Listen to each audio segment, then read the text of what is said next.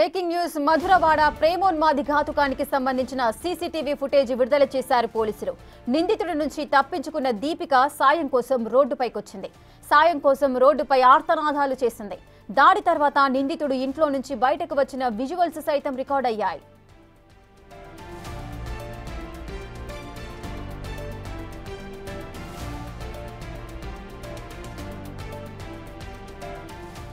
రెటిక మధురవాడలో ప్రేమోన్మాది ఘాతుకానికైతే పాల్పడ్డాడు. దీనికి సంబంధించిన ఒక సీసీటీవీ ఫుటేజ్ నైతే విడుదల చేశారు పోలీసులు.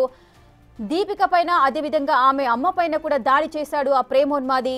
కత్తితో దాడి చేస్తుండగా ఆమె తప్పించుకొని బయటకు వచ్చిన విజువల్స్ మనం బిగ్ టీవీ స్క్రీన్ పైన ఎక్స్క్లూజివ్ గా చూస్తున్నాము. లోపల ప్రేమోన్మాది ఘాతుకానికి పాల్పడుతుంటే ఆమె మాత్రము అతని చేతిలో అతని బారి నుంచి తప్పించుకొని బయటకు వచ్చి ఆర్తనాదాలు చేస్తున్న దృశ్యాలను మనం చూస్తున్నాము. ఆమె ఎంత ఆవేదనతో ఎన్ని గాయాలతో కింద పడిపోయి మరి ఎవరైనా సహాయం చేస్తారేమోనని ఆర్తనాదాలతో అలవటిస్తున్న పరిస్థితి కనిపిస్తుంది.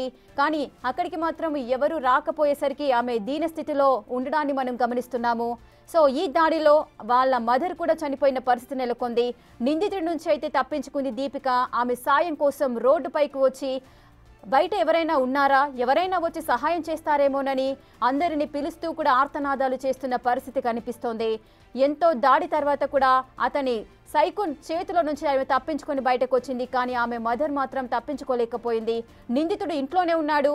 ఆ ఇద్దరిపైన కూడా ఘాతుకానికి పాల్పడుతున్న ఆ టైంలోనే ఆమె మాత్రం ఆయన చేతిలో నుంచి తప్పించుకొని బయటకు వచ్చింది. ఆ దృశ్యాలను మాత్రం మనం చూస్తున్నాము. ఈ సీసీటీవీ ఫుటేజ్ మొత్తం కూడా పోలీసులు అయితే విడుదల చేశారు. ప్రజెంట్ ఆ దృశ్యాలను మనము బిగ్ టీవీ స్క్రీన్ పైన ఎక్స్క్లూజివ్ గా చూస్తున్నాము. మధురవాడలో జరిగింది ఈ ఘటన. ప్రేమోన్మాది దాడి దానికి సంబంధించిన సీసీటీవీ ఫుటేజ్ అయితే పోలీసులు విడుదల చేశారు. మనం ఆ విజువల్స్ లో చూసుకోవచ్చు. లోపల నుంచి ఆ ప్రేమోన్మాది ఎప్పుడైతే లోపలికి ఎంటర్ అవుతున్నారో వారి యొక్క ఫాదర్ కానీ బ్రదర్ కానీ ఇంట్లో లేని సమయంలోనే వారు ఎప్పుడు ఏ టైంలో ఉంటారు అనేది విషయం మొత్తం తెలుసుకున్నాడు ఆ ప్రేమోన్మాది.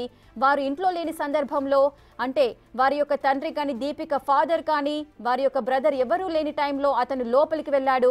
మెయిన్ గేట్ నుంచి అతను లోపలికి వెళ్తున్న దృశ్యాలు కూడా కనిపిస్తున్నాయి. లోపలికి వెళ్లి దారుణానికి పాల్పడ్డాడు. ఇద్దరి పైన కూడా దాడి చేశాడు. దీపిక మాత్రం తప్పించుకొని బయటకు వచ్చి ఆర్తనాదాలు చేస్తున్న దృశ్యాలు కనిపిస్తున్నాయి. దీనికి సంబంధించిన పూర్తి డీటెయిల్స్ మా ప్రతినిధి రాజు లైవ్ లో అందిస్తారు. రాజు, పోలీసులు కూడా సీసీటీవీ ఫుటేజ్ ని విడుదల చేశారు. దీపిక మాత్రము త్రుటిలో తప్పించుకొని ప్రాణాలతో బయటపడింది. దీనికి సంబంధించిన అప్డేట్స్ ఏంటి? మనం స్టార్టింగ్ నుంచే చెప్తూ ఉన్నాము. అటు ఆ నవీన్ ఏ వైపు నుంచి వచ్చి ఉంటాడు అనేది మనం ఊహించిన విధంగానే ఇంటి వైపు నుంచి మనం ఇందాక మొత్తం ఇదంతా కూడా ఈ ప్లేస్ అంతా కూడా చూపించే ప్రయత్నం చేసాం.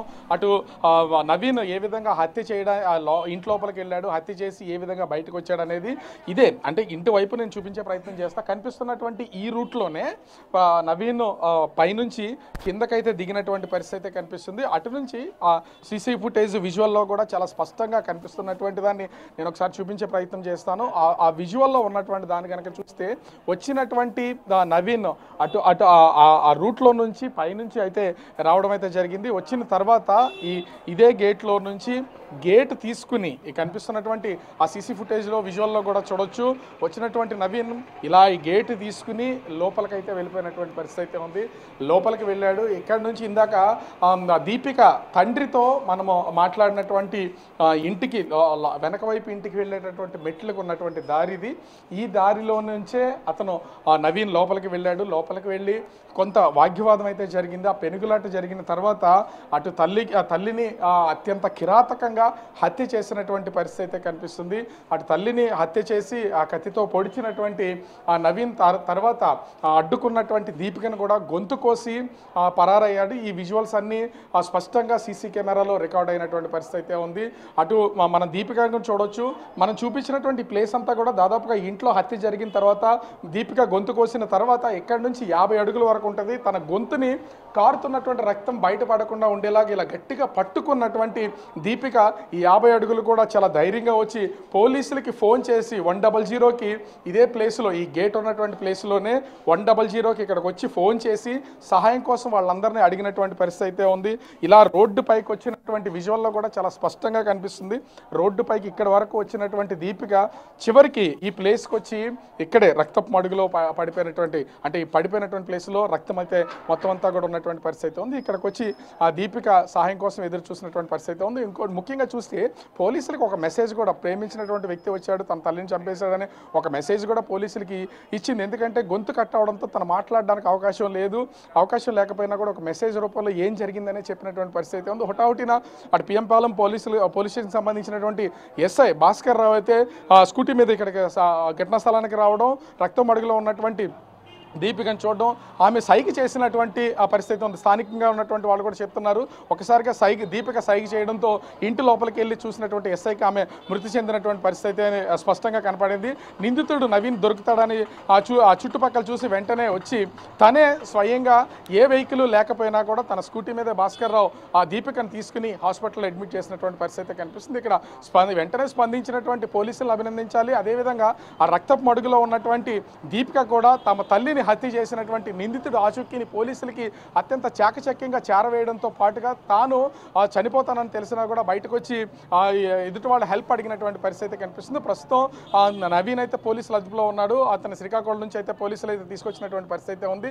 దీపిక ఆరోగ్య పరిస్థితి కూడా కొంత మెరుగుపడినట్లుగా తెలుస్తుంది. ఇప్పటికే సీఎం చంద్రబాబు, హోంమంత్రి వంగల్పూడి అంతా కూడా సిపితో మాట్లాడడం, మెరుగైన వైద్యం అందించాలని చెప్పడంతో గాయత్రి హాస్పిటల్ నుంచి ప్రైవేట్ హాస్పిటల్లో మెరుగైన చికిత్స కోసం తరలిస్తున్నటువంటి పరిస్థితి ఉంది. అయితే నిందితుడు నవీన్ ఏ విధంగా వచ్చాడు, ఇంటి లోపలికి ఎలా వెళ్ళాడు అనేది కూడా స్పష్టంగా సీసీ కెమెరాలో రికార్డ్ అవుతుండటంతో పాటు అటు దీపిక కూడా ఏ విధంగా రక్తపు మడుగులు అంటే తన గొంతు కోసేసిన ఎలా ఇంటి లోపల నుంచి బయటకు వచ్చింది, బయట హెల్ప్ ఎలా అడిగింది అనేది సీసీ కెమెరాలో స్పష్టంగా రికార్డ్ అయినటువంటిది అయితే ఎక్స్క్లూజివ్గా అందిస్తున్నటువంటి పరిస్థితి ఉంది. ఓవరాల్గా చూస్తే ప్రేమ పేరుతో పెళ్లి చేసుకుంటానని చెప్పి పెళ్లికి కొంత సమయం అడిగినా కూడా దాన్ని నొచ్చుకున్నటువంటి ఆ నవీన్ ఇంటికి రావడం, 2 వారాల క్రితమే ఆ ఇంటికి వచ్చి వెళ్ళిన కుటుంబ సభ్యులని తడగడం జరిగింది. ఇది లెంట్ డేస్ సమయం, ప్రస్తుతం పెళ్లిళ్ళు చేసుకోవడానికి అవకాశం లేదు.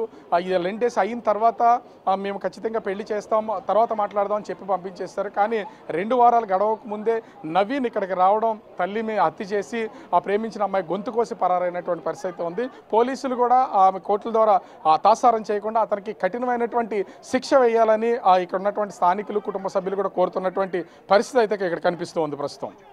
Right, thank you Raju, thanks for the live details.